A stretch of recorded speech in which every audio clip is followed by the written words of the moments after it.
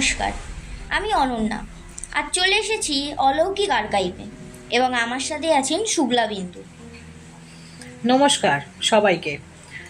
বল, কেমন আছিস? ভালো আছি, তুমি? আমিও বেশ ভালোই আছি। আজকের পরিবেশটা কেমন দেখেছিস? হ্যাঁ। মুহুর্মুহ বিদ্যুৎ চমকাচ্ছে আর বৃষ্টি পড়ে চলেছে অনবরত। হ্যাঁ, তা আজ আমাদের সবাইকে কি ঘটনা শোনাবে? এই পরিবেশটা না আসলে ভৌতিক ঘটনা শোনাবার একদম উপযুক্ত। আজ আমি যে ঘটনাটা বলবো সেটা একটা টিউশন ব্যাচ নিয়ে। তবে এখানে আমি আর একটা কথা বলি, এর আগের দিন আমি একটা ঘটনায় এই চ্যানেলে তোদের শুনিয়েছিলাম, সেটা ছিল ব্রহ্মদৈত্যের ছোঁয়া। কিন্তু সেখানে কিছু যান্ত্রিক গোলযোগের কারণে কেউই ঘটনাটি ঠিকমতো শুনে উঠতে পারেনি। তো আজকে এই প্রথম ঘটনাটি বলার পর আমি ওই দ্বিতীয় ঘটনাটা কিন্তু এর সঙ্গে আর একবার বলে দেবো, কেমন? আচ্ছা, কিন্তু টিউশন ব্যাচে অলৌকিক ঘটনা, একটা টিউশন ব্যাচে কি আর এমন ঘটতে পারে? আরে ঘটেছে ঘটেছে, যতক্ষণ না ঘটনাটা শুনবি ততক্ষণ তো সেটা পরিষ্কার হবে না।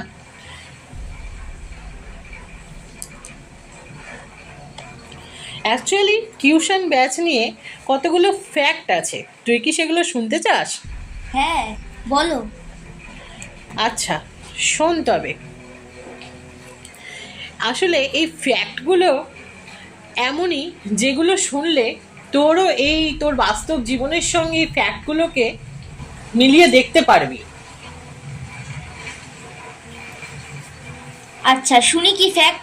তবে এখনই আমার সেই দিনগুলোর কথা তো মনে পড়ে যাচ্ছেই। সেটাই, ফ্যাক্টগুলো শুনলে আরও মনে পড়বে।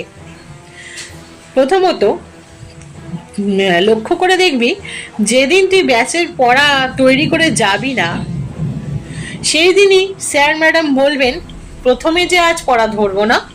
তারপর তুই যখন সেটা শুনে খুশি হয়ে যাবি তখন দেখা যাবে কিছুক্ষণ পর স্যার সেই প্রথম তোকে দিয়েই পড়া ধরা শুরু করে দিয়েছে। আরে তাই তো, এমনটা আমার সাথে অনেকবার হয়েছে। শুধু তোর সাথেই না, আরো অনেকের সাথেই হয়েছে। আরো কয়েকটা বলছি শোন। যেমন একটা টিউশন ব্যাচের স্যার ম্যাডাম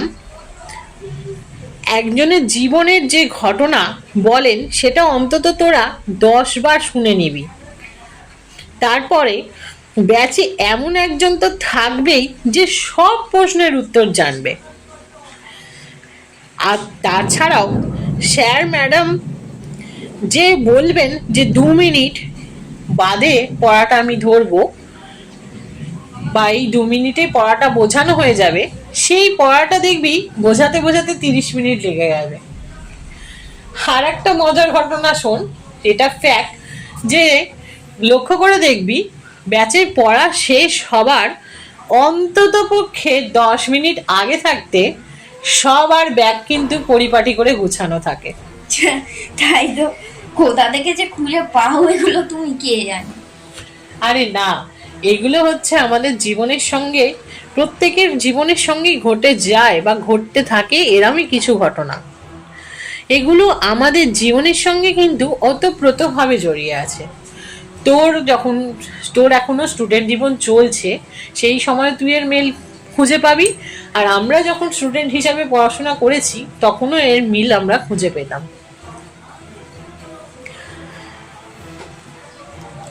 ঠিক আছে, চল তাহলে বেকার সময় নষ্ট না করে আমরা আসল ঘটনার মধ্যে চলে যাই, কেমন? হ্যাঁ হ্যাঁ, তাই ভালো।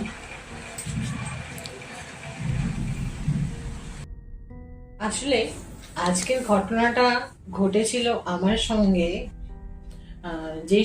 সেই সময় আমি বোধহয় গ্র্যাজুয়েশনের ফার্স্ট ইয়ারে পড়ি, অর্থাৎ বেশ বড় আমি। এবং আমি সেই সময় ইলেকটিভ বেঙ্গলি পড়বার জন্য বালিতে পড়তে যেতাম।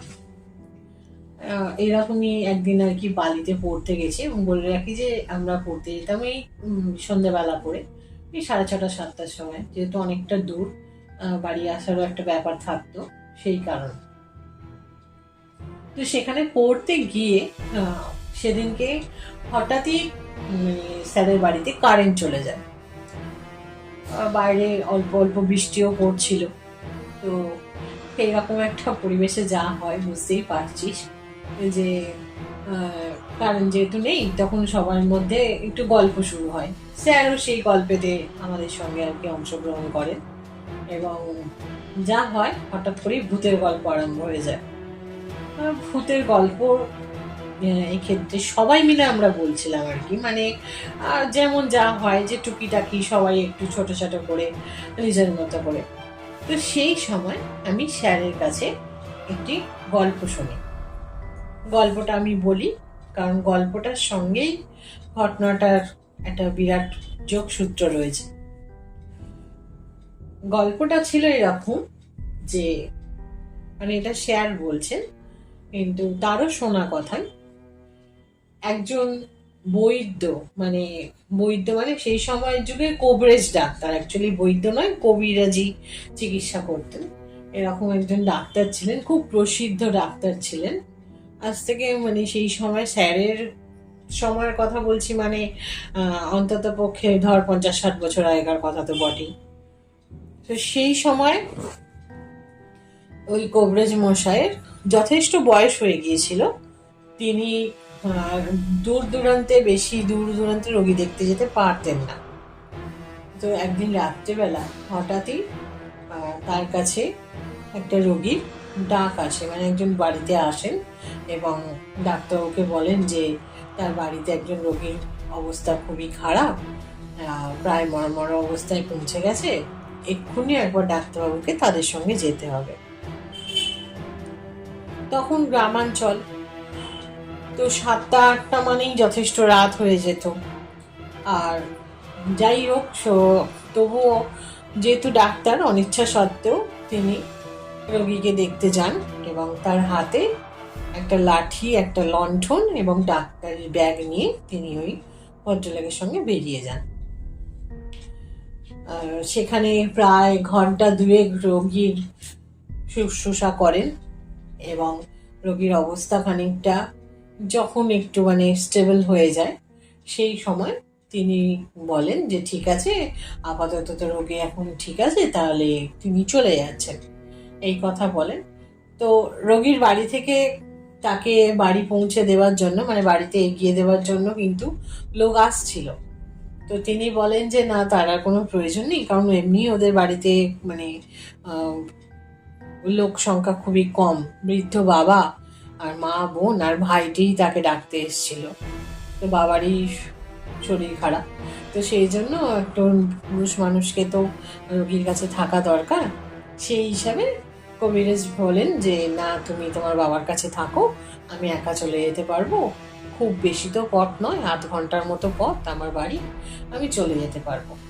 এবং সেই সময় তিনি একাই বেরিয়ে আসেন। তো সেই সময়ের 10টা, 10:30, 11টা মানে ঘুরঘুরটি রাত বলা চলে। এই ঘুরঘুরটি রাতে ওই হাতে একটা লণ্ঠন, লাঠি আর ডাক্তারের ব্যাগ নিয়ে তিনি আস্তে আস্তে হেঁটে বাড়ি ফিরে আসতে শুরু করেন। এবার বাঁশঝাড়ের পাশে রাস্তার মধ্যে হঠাৎই তিনি দেখতে পান যে একটা বস্তা শোয়ানো আছে। তিনি তো খুবই অবাক হন, প্রথমে ভাবেন যে মাঝ রাস্তার মধ্যে হঠাৎ কি আবার বস্তা বসিয়ে দিয়ে গেল। এই ক্ষেত্রে বলে রাখা দরকার কি এখনকার মতো তো পিচ ঢালা সুন্দর রাস্তা সেই সময় ছিল না। সেই সময়তে যেমন হয় আর কি, কাঁচা রাস্তা, মাটির রাস্তা, সেই রাস্তার মধ্যে একটি বস্তা পড়ে রয়েছে। এই অবস্থায় তিনি বেশ খানিকটা দূর থেকে দেখেন বস্তাটা অল্প অল্প নড়তে শুরু করে। যত তিনি কাছে এগিয়ে যান, আস্তে আস্তে ক্ষীণ আওয়াজে তিনি শুনতে পান যে একটা বাচ্চার কান্নার আওয়াজ আসছে। বাচ্চার আওয়াজটা আসছে এবং যত তিনি বস্তার কাছে যাচ্ছেন, সেই আওয়াজ আর কি ধীরে ধীরে বাড়ছে এবং বস্তাটাও বেশ ভালোই নড়াচড়া করছে। এই অবস্থায় তিনি যখন বস্তাটার কাছে পৌঁছান, তিনি আলোর লণ্ঠনটা একটু তুলে ধরে তার হাতে যে লাঠিটা ছিল সেই লাঠি দিয়ে সেই বস্তাটাকে একটু ফাঁকা করবার চেষ্টা করেন, এবং সেই বস্তাটাকে তিনি ফাঁকা করবার চেষ্টা করেন, সেখান থেকে একটা বিকট মূর্তি, মানে সেটা বাচ্চার মতো দেখতে হলেও তার আকৃতিটা প্রায় দানবের মতো হয়ে গেছিল, হট করে বেরিয়ে আসে এবং তাকে হাত পা ছড়ে মানে তার দিকে তাকে আর কি আক্রমণ করবার চেষ্টা করে। তো এবং সেই সময় তার হাতে যেহেতু ওই লাঠিটা ছিল এবং হাতে লণ্ঠন ছিল এবং তিনি যথেষ্ট সাহসী ছিলেন, সেই জন্য তিনি সেই মুহূর্তে নিজেকে সেই জায়গা থেকে সরিয়ে নেন এবং ইষ্ট নাম জপ করতে থাকেন এবং বেশ খানিকক্ষণ সেই রাস্তাতেই তিনি চুপচাপ দাঁড়িয়ে পড়েন। কিছু সময় পর তিনি যখন ভালো করে চোখ খুলে দেখেন, মানে চোখ ভয়ে তার বন্ধ করে নিয়েছিলেন, তিনি চোখ খুলে দেখেন যে সেখানে আর কিছু ছিল না এবং এক প্রকার ইষ্ট নাম জপ করতে করতেই কোনো রকমে তিনি বাড়ি ফিরে যান। এই ছিল স্যারের বলা গল্প। তো গল্প শেষ হয়ে যায় এবং যথারীতি কারেন্ট চলে আসে। কিছুক্ষণ পর আমরা কিছুটা পড়াশোনার কাজ গুছিয়ে নিয়ে যে যার মতো বাড়ি ফেরার জন্য বেরিয়ে পড়ি। বাড়ি ফিরে আসি, আমাকে বাসে করে ফিরতে হতো সেই সময়। বাসে করে বাড়ি ফিরে আসি। বাড়ি ফিরতে ফিরতে বেশ সন্ধ্যেই মানে রাতই হয়ে যায়, 8:30, 9টা, 9:30 বেজে যায়। আমি বাড়িতে এসে যথারীতি আমার যা যা কাজ সেই সমস্ত কাজকর্ম সেরে রাত্রে খাওয়া দাওয়া সমস্ত কিছু কমপ্লিট করে সবার সঙ্গে কথাবার্তা বলে আমি শুয়ে পড়ি। মানে আমি এই কারণে এত ডিটেলসে বলছি, কারণ বেশ মানে পড়া থেকে ফেরার পর আমি বেশ খানিকটা সময় কিন্তু বাড়ির সবার সঙ্গে কাটাই এবং সেখানে কিন্তু কোনো রকম কোনো অস্বাভাবিকত্ব ছিল না, আমার মধ্যে কোনো জড়তাও ছিল না এবং ওই পড়ায় গল্পেতে যে ভূতের গল্প শুনেছিলাম তার কিন্তু মনের মধ্যে কোনো রেশও সেই সময় আমার ছিল না যে কিছু মনে থেকে গেছে বা সেটা নিয়ে কিছু চিন্তা করছি। আমি আমার যেরকম রোজকার লাইফ হয় সেরকম লাইফে কাটাতে শুরু করি। আমি এখানে বলে রাখি যে আমার যে বাড়ি ছিল সেই সময় বাপুর বাড়ি, সেই সময় বাপুর বাড়িতে টালির চালের বাড়ি ছিল সেটা, এবং বাথরুমগুলো না ওপর থেকে ঘেরা থাকতো না, মানে পাঁচিল দিয়ে চারধার দিয়ে সমস্তভাবেই ঘেরা, যেরকম ঘেরাগুলি বাথরুম হয়, কিন্তু মানে চালের ওপরে মানে চাল দিয়ে কোনো ছাউনি করা থাকতো না। এবং আমার বাড়ির বাথরুমটা ছিল বাড়ির মানে ঘর থেকে বেরিয়ে একটা রক মতো ছিল, রকের পরে ছোট বাড়ি, শহরের অধিকাংশ লোকেদের যা হয়, পাশে কাকার ঘর আছে, রক আছে, উঠোন মানে সামান্য ছোট্ট একটু উঠোন মতো আছে, সেই উঠোনের পরে বাথরুম ছিল। অর্থাৎ বাথরুমে যাওয়ার জন্য ঘর থেকে বেরিয়ে সমস্ত ঘর থেকে বাইরে দালানের যে ঘেরাঘুরি জায়গা ছিল সেখান থেকে বেরিয়ে এসে তবে বাথরুমে ঢুকতে হতো। সেদিন রাত্রিবেলা আমার হঠাৎই প্রকৃতির ডাক আসে এবং আমাকে বাথরুমে উঠতে হয়। আমি বাথরুমে যাই এবং বলে রাখি যে আমরা কিন্তু মানে নিজেরাই একা একাই বাথরুমে যেতাম, যথেষ্ট বড় সেই সময়, বুঝতেই পারছিস, সেই কারণে একাই বাথরুমে উঠি। এবং বিশ্বাস করবি কিনা জানি না, বাথরুমে ঢুকে প্রথম দৃশ্য দেখি যে বাথরুমের এক ধারে একটা বস্তা শোয়ানো রয়েছে এবং তার পাশে একটা লোহার শিক মতো রাখা আছে, মানে ওই লাঠি বলতে পারিস, লোহার লাঠি রাখা আছে। আমি জাস্ট স্টান্ট হয়ে যাই সেই মুহূর্তে, এতটাই অবাক হয়ে যাই যে চুপচাপ অন্তত 2 মিনিট আমি দাঁড়িয়ে থাকি। কি বলছো গো? আমার তো শুনেই একবারে হাড় হিম হয়ে আসছে। তারপর তারপর কি হলো? অ্যাকচুয়ালি তুই আমার কথা চিন্তা কর যে আমি ওই সময় এইটাই ভাবছি যে সেই মুহূর্তে, তার আগের মুহূর্তে পর্যন্ত আমার কিন্তু মস্তিষ্কের মধ্যে এই সমস্ত কিছুই চলছিল না, কিন্তু সেই মুহূর্তে আমার সমস্ত মানে কোচিনের মধ্যে যে গল্প শুনেছি সেই গল্পর সমস্ত কিছু মনে পড়ে যায়, এবং বিশ্বাস করতে পারবি না, আমার একটা অদম্য কৌতূহল জাগে যে ওই কবিরাজ ভদ্রলোকের মতো আমি ওই লোহার শিকটা দিয়ে বস্তাটাকে খোঁচাই। মানে এই জিনিসটাকে যদি না কেউ ফিল করে, সেটা বলে বোঝানো খুব অসম্ভব ব্যাপার, যে আমার মধ্যে যেন দুটো সত্তার মধ্যে দীর্ঘ লড়াই চলতে থাকে। একজন আমাকে মানে আমারই একটা সত্তা আমায় বলছে যে লাঠিটা দিয়ে খুঁচিয়ে দেখি না কি হয়, কি বেরোবে, এখানেও কি কিছু বেরোয়। এবং অপর একটা সত্তা বলে যে না, তোমার কোনো প্রয়োজন নেই এই ধরনের বীরত্ব দেখাবার, তুমি তোমার কাজ সেরে তুমি এখান থেকে চলে যাও। এবং ভগবান জানি না যে কি হতো, কিন্তু ভগবান আমায় রক্ষা করেছেন বা আমাকে সম্মতি দেন আমার ওই দ্বিতীয় সত্তায় যেতে, এবং আমি নিজের ওপর অত্যন্ত কন্ট্রোল রেখে আমি আমার মানে কাজ সেরে আমি ফিরে আসি, এবং ফিরে এসে যথারীতি নিজের ঘরে ফিরে গিয়ে শুয়ে পড়ি। এখানে আমার এই ঘটনার মধ্যে হয়তো ডাইরেক্ট কোনো ভৌতিক এক্সপিরিয়েন্স নেই, কিন্তু আমি এটা দর্শকদের কাছে জানতে চাইবো, মানে আমার শ্রোতা বন্ধুদের কাছেও আমি জানতে চাইবো যে তোমরা যদি আমার জায়গায় হতে তো তোমরা কি করতে। এটাই ছিল আজকের প্রথম ঘটনা। কি গল্পটা শেষ হচ্ছে কি করে, শেষটুকু বলো। একদম ঠিক কথা বলেছিস, ভুলেই গেছিলাম।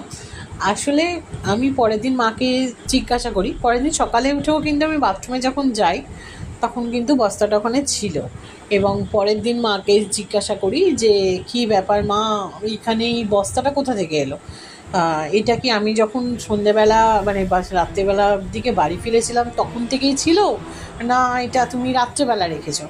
তো মা তখন বলে যে না, এটা তো সন্ধ্যা থেকেই তুলে উঠছিস, কেন তুই খেয়াল করিস নি? তুই এলি, এত বাথরুমে গেলি, জামা কাপড় ছাড়লি, সমস্ত কিছু করলি, ফ্রেশ হলি, তুই এই এত বড় বস্তাটাকে খেয়াল করিস নি? এটা তো আমি সেই কখন আমি দুপুরবেলার দিকেই বার করে রেখে দিয়েছিলাম, তুই আজ পড়তে চলে যাবার পরেই আমি বার করে রেখেছিলাম। তাহলে মধ্যে আছে কি? বলে ওতে ওই বাসন, তখন আসলে বাসন ছাই দিয়ে মাজা হতো, তো বলে ওতে ওই একজন দিয়ে গেছিলো বাসন মাজার ছাই আছে। এই ছিল ঘটনা। ভেবে দেখ, আমি কিন্তু সারা সন্ধে ওই বস্তাটাকে লক্ষ্য করিনি, অথচ আমি ওই রাত্রে দেখার অন্তত তার আগে রাত্রে বাথরুমে যাওয়ার আগে অন্তত 2 থেকে 3 বার বাথরুমে ইউজ করেছে, মানে বাথরুমে গেছি, কিন্তু আমি ওই বস্তাটাকে তখন লক্ষ্য করিনি। ওই মাঝ রাতেই আমার বস্তাটার প্রতি নজর যায়। এটাই হচ্ছে কোইন্সিডেন্স, বা একেই বলে ভৌতিক হাতছানি, তাই না? তো ঠিক আছে, আমরা এবার দ্বিতীয় ঘটনাটা আমি শুরু করছি বলতে, ঠিক আছে? হ্যাঁ হ্যাঁ, এরপর তুমি পরের ঘটনাটা শুরু করো। দ্বিতীয় যে ঘটনাটি ছিল সেটা ঘটেছিল আমার দিদার সঙ্গে। আমার দিদা মানে দিদার যে বাপের বাড়ি সেখানে থাকতেন, এবং সেই সময় তো গ্রামের কথাই বলছি। সেই সময় ছাদেতে অ্যাকচুয়ালি কাঠ শুকোতে দেওয়া হতো। কাঠ শুকোতে দেওয়া হতো বলতে রোজকার যে জ্বালানি কাঠ, মানে তখন তো কাঠের জালে রান্না হতো, তো সেই জ্বালানি কাঠগুলোকে শুকোতে দেওয়া হতো, এবং মানে বেশ খানিকটা পরিমাণে দেওয়া হতো। আর প্রত্যেকদিন যতটা লাগবে সেই কাঠ বিকালবেলা আগে মানে নামিয়ে নিয়ে আসা হতো, আর বাকি কাঠকে ওই মাচা যে থাকতো না, ছাদের যে মাচা থাকতো সেই মাচার মধ্যে এই ছাউনিতে ঢুকিয়ে দিয়ে আসা হতো। আমি যে দিনের ঘটনাটা বলছি সেই ঘটনাটিতে সেদিনকে আর কি ওই জ্বালানি কাঠ কিছু কম পড়ে, এবং কিছু কাঠ আনতে হবে।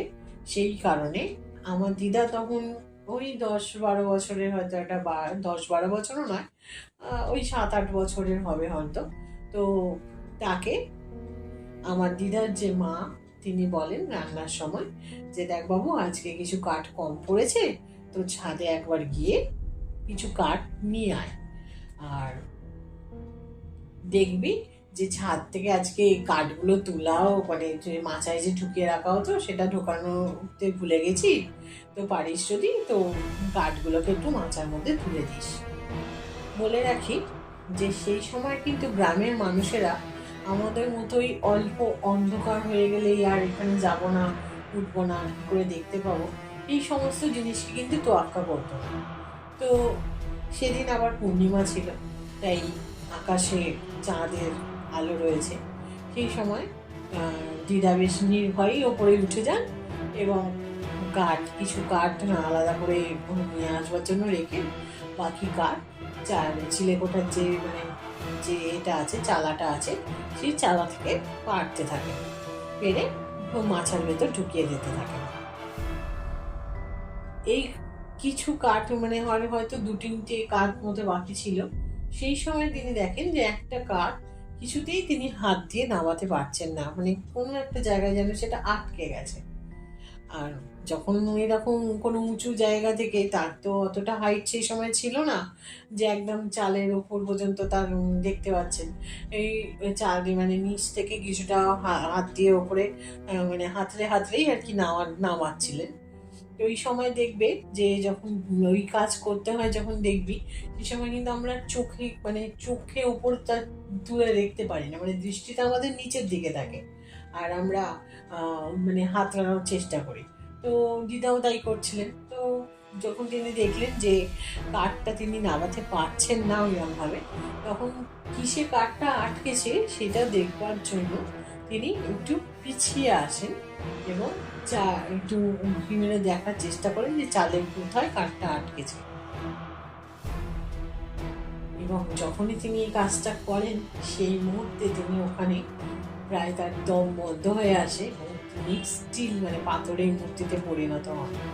তিনি দেখেন যে একটা ভয়ঙ্কর মূর্তি বাড়ির পিছনের যে বেল গাছ আছে সেই বেল গাছের উপরে পা ভাঁজ করে বসে আছে একটা পা, আর একটা পা এতটাই বড় যে সেটা ওই ছাদের যে চিলেকোঠার যে চাল, সেই চালের ওপর পড়েছে এবং সেই পায়ের তলাতেই কাঠটা আটকে আছে। তার গড়নটা অত্যন্ত দানবীয়, মুখ তিনি পরিষ্কার দেখতে পাননি, মানে দেখবার মতো তার ক্ষমতা ছিল না, তাহলে এইটুকুনি দেখেছিলেন, ধুতি পরা এবং খোলা গায়ে পুইতে। মুখ দেখার আগেই দিদা ভয়ঙ্কর একটা চিৎকার করেন এবং সেখানেই অজ্ঞান হয়ে পড়ে যান। ঘটনাটা এখানে শেষ হয়ে গেলে হয়তো খুবই ভালো হতো, কিন্তু দুঃখের বিষয় যে ঘটনাটা এখানে শেষ হয় না। দিদাকে যখন সেবা শুশ্রূষা করে নিচে নিয়ে এসে জ্ঞান ফেরানো হয়, সেই সময় তিনি সব ঘটনাই দিদার মাকে জানান এবং দিদার মা ভাবেন যে হয়তো বাচ্চা মানুষ কিছু একটা দেখেছে, হয়তো তাতে ভয় পেয়েছে, তিনি অতটা গুরুত্ব দেন না। কিন্তু দিদার সেদিন থেকেই খুব জ্বর আসে রাত্রিবেলা। ওই জ্বরটা প্রায় তার 5-6 দিন ছিল এবং এই জ্বরের পরে তিনি বিভিন্নভাবে আমাকে নিয়ে যাবে, আমাকে দেখা দিচ্ছে, এই সমস্ত ভুলভাল মানে বকতে শুরু করেন, যেটা হয় অত্যন্ত জ্বরে মানুষ ভুল বকে। তো সেই সময় কত গুরুত্ব দেওয়া হয় না জিনিসগুলোকে। এরপরে যে ঘটনাটা শুরু হয় সেটা হয় যে দিদা সুস্থ হয়ে ওঠেন ঠিকই, কিন্তু প্রতিদিন রাত্রে তিনি তাদের যে মাথার কাছে যে জানলা আছে সেই জানলায় কারোর টোকা শুনতে পেতে থাকেন। মানে যেরকম ভাবে কেউ ধরো জানলাতে টোকা দিলে যেরকম আওয়াজ হয়, খানিকটা সেই রকম। তো সেই কারণে একটু ভয়ও পেতে থাকে দিদা, সেই ঘটনাটাও তার মাকে জানায়। কিন্তু যেহেতু শুধু দিদাই এইটা শুনতে পাচ্ছিলেন, আর তো কেউ শুনতে পেত না, সবাই ঘুমের মধ্যে থাকতো, তাই তার কথাটা কেউ বিশ্বাস করে না। এরপরে একদিন দুপুরবেলা দিদা ছাদে ওঠে কাপড়, শুকনো কাপড়, জামা কাপড় নামানোর জন্য, এবং হঠাৎই তিনি দেখতে পান জামা কাপড় নামাতে যে তার যে ঠাকুমা আছেন তার একটা সাদা থান কেউ দাঁড়িয়ে থাকলে তার গায়ে লিফটে গেলে হাওয়ার চোটে ঠিক যেরকম লাগবে সেরকমভাবে সেটা মানে সেই অবস্থায় যেন দাঁড়িয়ে আছে, যেন কেউ দাঁড়িয়ে আছে এবং তার গায়ে ঠান্ডা হাওয়ায় লিফটে গেছে। পুনরায় চিৎকার করে দিদা অজ্ঞান হয়ে পড়ে। এরপর দিদার সঙ্গে এই ঘটনা যেহেতু বারংবার ঘটতে থাকে, তখন একটু চিন্তিত হয়ে বাড়ির সবাই তাকে এক ওঝার কাছে আর কি নিয়ে যান এবং সেই ওঝা জানান যে এই মানে দিদার ওপর অ্যাকচুয়াল দিদা ওই ব্রহ্মদৈত্য, যে ব্রহ্মদৈত্যটি ওই বেল গাছে থাকতো, এই বেল গাছটা আমাদের মানে দিদার যে বাপের বাড়ি সেই বাপের বাড়ির পিছনেই ছিল। তো সেই বেল গাছে একজন ব্রহ্মদৈত্য থাকতেন এবং তিনি তার আর কি তিনি মানে দিদা আর কি তাকে ছুঁয়ে দিয়েছিলেন সেই দিনের ঘটনায় কাঠ পাড়তে গিয়ে, এবং তাতে তিনি রুষ্ট হয়েছেন এবং সেই জন্য তিনি যথারীতি দিদাকে মানে তার সঙ্গে নিয়ে যাওয়ার জন্য উঠে পড়ে লেগেছেন এবং এই ঘটনার যদি কোনো প্রতিকার না করা হয় তাহলে এই ঘটনা আরো ভয়াবহ রূপ নিতে পারে। এটা শোনার পরে তাকে কিছু মাদুলি বা এই সমস্ত জিনিস দেওয়া হয় এবং বলা হয় যে একটু সাবধানে রাখবার জন্য। মাদুলিটাকে বলা হয়েছিল খুব যত্নে দিদার গলায় বেঁধে দেওয়ার জন্য এবং যেন কোনো মতেই দিদা সেটিকে না খোলেন।